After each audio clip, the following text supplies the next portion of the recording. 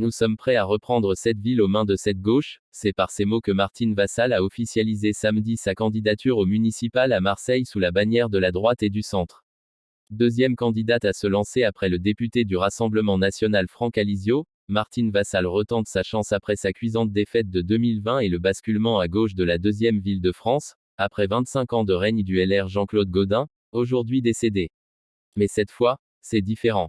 À l'époque, il nous manquait un phénomène fédérateur, mais, cette union, aujourd'hui, nous l'avons, a déclaré celle qui est déjà présidente du conseil départemental des Bouches-du-Rhône et de la métropole Aix-Marseille-Provence, en clôture des universités d'été de une génération pour Marseille.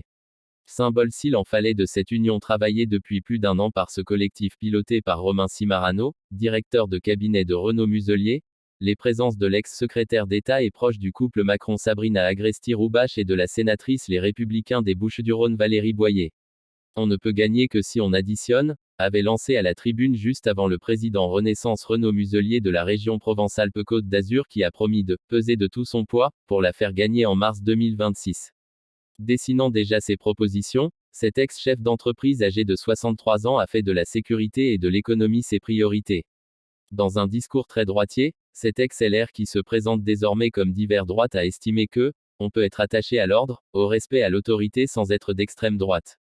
Marseille sera un point chaud des municipales où le maire d'hiver gauche sortant Benoît Payan n'a pas encore annoncé ses intentions même s'il répète que, pour changer une ville, 6 ans, ça ne suffit pas. Campagne de caniveau. Au micro samedi soir, tous ont raillé le maire non élu. Une référence à l'écologiste Michel Rubirola, porte-drapeau de l'Union de gauche, écologiste et citoyenne du printemps marseillais, qui avait été élue en 2020 mais avait jeté l'éponge 6 mois plus tard pour raison de santé, passant le relais à l'ex-socialiste Benoît Payan. Et si Martine Vassal a réussi à fédérer, ce n'est pas le cas à ce stade des autres camps. Benoît Payan, s'il part, réussira-t-il à refaire une union au moins avec les écologistes?